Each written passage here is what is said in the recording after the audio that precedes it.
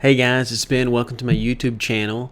And today I want to talk about actually a previous video that I made that received a lot of attention. I think that YouTube was targeting skeptics with my video, which is really interesting.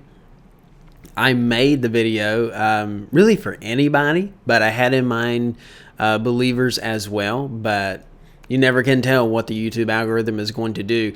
And I had a lot of feedback on the video, and that video was specifically about the moral argument for God's existence. I had a lot of feedback, like over 80 comments. It's the most watched video that I have on my channel, and it's definitely got the most feedback out of any video on my channel. And so what I wanted to do is make this video and respond to some of the objections that were given to my moral argument for God's existence. I'm going to start with this objection from the beginning. That's not one that I necessarily planned on talking about, but it just came to my mind. And that is, some people didn't like the way that I formulated the argument. They wished that I would have been more technical and made it more like a syllogism. And if you remember my video, I specifically said that I didn't want to do that. And the reason that I didn't want to do that is because I don't think that's the way most people have conversations. I totally get it that on the internet and with text and things like that, that we can lay out things like that and talk like that. But where is this actually going to be used? Most of us are probably not doing formal debates on university campuses and things like that. They do happen on YouTube from time to time, but normally when people are going to use this argument is going to be maybe they're going to be at school in the hallway. Maybe they're going to be having dinner with some friends or family. Maybe they're going to be at a family reunion. It's going to be in those different scenarios. And I don't think that that's when someone's going to bring a piece of paper out of their back pocket and begin sketching out a logical syllogism. That's probably not how it's going to work. The time that I have actually used this argument is at an atheist conference, sitting with three atheists who were there, and I told them I was a Christian, and then I made the moral argument. I gave them that argument, and it was impactful. But I didn't offer it, I don't think, it's been over a decade ago, in the structure of a logical syllogism. So that's why I didn't present it that way on the channel. I presented it as more conversational. But I think most people got the gist of what I was trying to say. That we all experience moral intuitions, and that without God, we cannot have any foundation or grounding for them to be objective, and yet we experience them. And so if there are objective moral values and duties, then it follows that God exists, since he is the only way to ground those objective moral values and duties.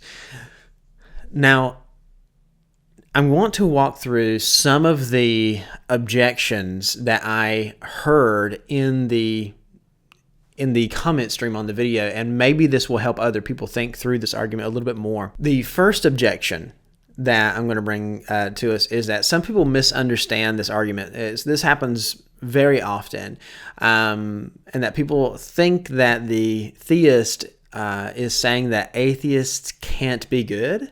Am I saying that to be good you have to believe in God, specifically the God of the Bible?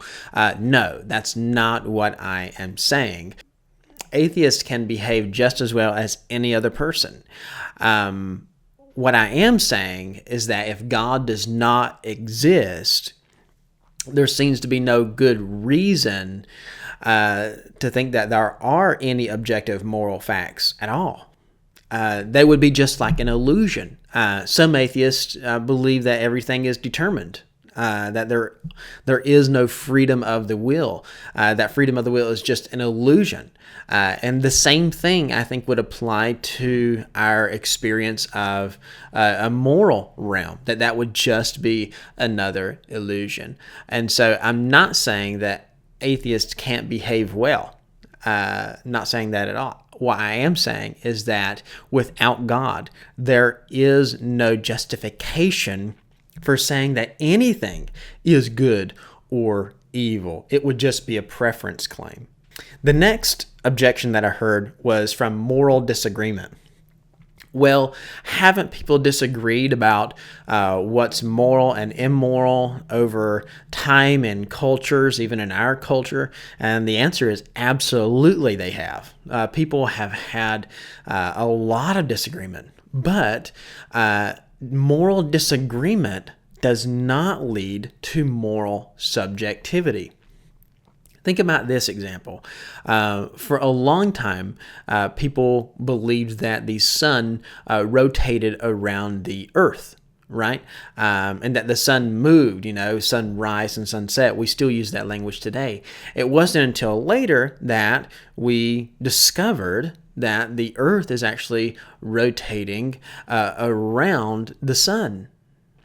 Well, did that mean that because there was disagreement about that when people began to suggest that that was the case, that therefore there was no objective truth about it? No, of course not. So disagreement doesn't prove subjectivity or that there is no right answer. Nothing follows from disagreement besides that people disagree. And the same thing applies to our moral decisions. Just because people disagree about a certain moral issue doesn't mean there isn't an objectively right answer to that. And I think all we need is a clear-cut example of something that is objectively good or objectively evil. And once we have that, then that follows that we need to ask what is the proper justification or grounding for that objective moral value or duty. And so moral disagreement doesn't prove anything against the argument for God. The next objection was that some people just want to bite the bullet and say, yeah, well, there are no objective moral facts. And I think that people may give this lip service, but be honest with you, I don't think people really believe it, at least not the vast majority of people who would say something like that. I mean, think about it. This would follow if you want to say there are no objective moral facts. This is what would follow. One, there would be nothing objectively praiseworthy or evil. So anytime that you think, oh, that's not right, they shouldn't have, you would have to stop and be like, well, I just don't prefer that. Or if someone does something really good and something in your heart rises up to say, oh, wow, that's admirable, you would have to stop and be like, oh, well, that's just good in my own opinion, just like I like sour candy, but it's not really objectively good. You know what I mean? And another thing, there would be nothing objectively, morally different. Catch those words. Nothing objectively, morally different from being kind to a person versus torturing that person for fun. No objective moral difference. Now, you might think, oh, wait, I think there would be, well, that's just subjective. But if you want to say that there are no objective moral facts, then what you have to say is that there isn't anything objectively, morally different from torturing someone for fun or being kind to someone. Are you willing to bite that bullet? There is things like sexism, racism couldn't be considered objectively evil. If you say that there is no objective moral facts, then you have to say that things like sexism and racism are just things you don't prefer. Are you willing to say that? There's things like generosity or tolerance. Those wouldn't be objectively good. They're just things that you prefer. These are all akin to saying like that's my favorite flavor of ice cream. But I want to ask you a question. Does that really match your moral experience? Do you have the same reaction whenever you open your freezer door and you find out you don't have your favorite flavor of ice cream that you have whenever you see something horribly evil on the news or on the internet or right in front of you? That gut reaction that checks your heart, is it the same? I don't think that it is. And so even though I think that some people may say, well, I just reject that there are any objective moral facts, I think that people don't actually live that way. I think it might, score you some points in having an argument online with someone. Maybe you feel like you evaded giving up a position or giving into a position that you didn't want to give into. But is that the way that you actually live? I don't think it is. The next objection that people throw out are red herrings. They're not really objections at all. They're just distractions from the real issue. Sometimes people ask questions, well, what about this Bible passage? And yeah, we can talk about the Bible. I'm a Bible nerd. I love talking about the Bible. But is that just a distraction from the argument? Do you get what I'm saying? Is it just to try to get the Christian off topic so that you don't actually have to deal with the argument? So be careful with red herrings. Everybody's guilty of it. I'm sure I've been guilty of it many times, but that doesn't really solve the issue, does it? And here's the last one. Even if you posit God as your objective source, aren't the moral facts whatever God wills? And if that's the case, then it's still subjective because it comes from God's mind. I see this one more often than I used to. And I think this is based upon a misunderstanding. So there's two positions. There's probably more, but at least two positions. One is voluntarism, and voluntarism would say that just whatever God wills, that becomes the moral obligation or prohibition, or that becomes someone's value. Just whatever God wills, and since that comes from His mind, then it's still subjective.